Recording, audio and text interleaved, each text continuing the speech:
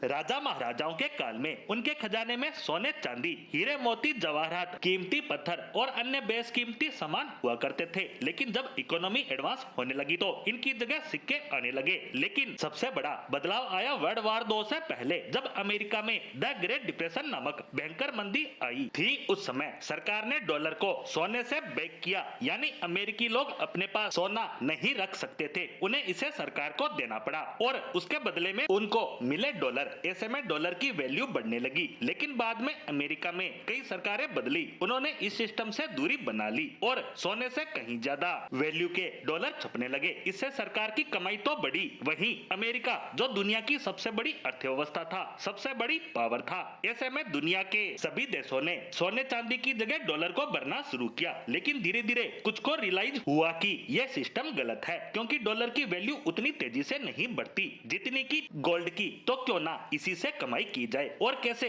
तो क्यों ना इस डॉलर को उन देशों को कर्ज दिया जाए जो बहुत ज्यादा स्टेबल है, क्योंकि उन्हें इस कर्ज के बदले मिलना था ब्याज, और उनका पैसा भी सेफ था क्योंकि ये देश स्टेबल थे। और इन सब में आगे था अमेरिका, क्योंकि एक तो उनका पैसा यहाँ सबसे ज्यादा सुरक्षित था, साथ ही वे ब्याज भी ज्यादा देते थे। इसीलिए पूरे विश्व में यूएस ट्रेजरी बिल फेमस है, जिसमें एक तय रकम के बदले ट्रेजरी बिल जारी करते हैं और उसके बदले में उस रकम का ब्याज का भुगतान उस देश को करते हैं। इसका फायदा यह है कि उस देश को डॉलर की बढ़ती वैल्यू तो मिलती ही है, साथ ही सालाना ब्याज भी मिलता है। वहीं अमेरिका को यह फायदा है कि वो इस बिल से सस्ती दरों पर कर्ज उठाता है। ऐसे में जापान के पास सबसे ज्यादा वैल्यू के ट्रेजरी बिल है, जो लगभग 1 ट्रिलियन से भी ज्यादा है। इसके बाद क्रमशः UK, China, Belgium, France, India और ब्राजील जैसे देश हैं। भारत ने भी 240 बिलियन डॉलर का भारी भरकम लोन अमेरिका को दे रखा है। लेकिन अब यहाँ पर भारत एक इंटरेस्टिंग काम करना शुरू कर चुका है। जैसे जैसे हमारी अमेरिका के साथ टेंशन बढ़ रही है, हम अमेरिका को दिया कर्ज वापस ले रहे हैं। इसे हम 241 से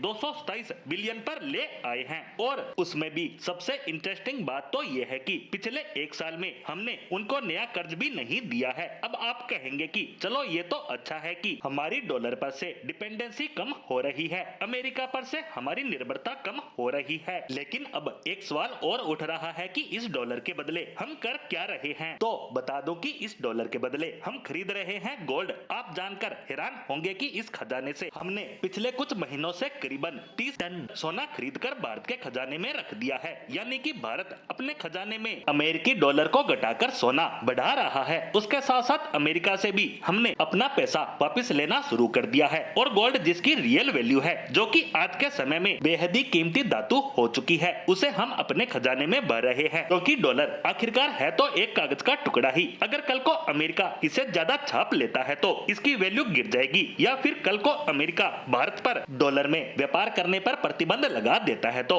हमारी इकोनॉमी तो बर्बाद समझो। ऐसे में एक सोना ही है जो किसी भी दबाव से हमें बाहर निकाल सकता है। ऐसे में कहा जा सकता है कि भारत समय रहते ही आत्मनिर्भर बनने की राह पर चल पड़ा है।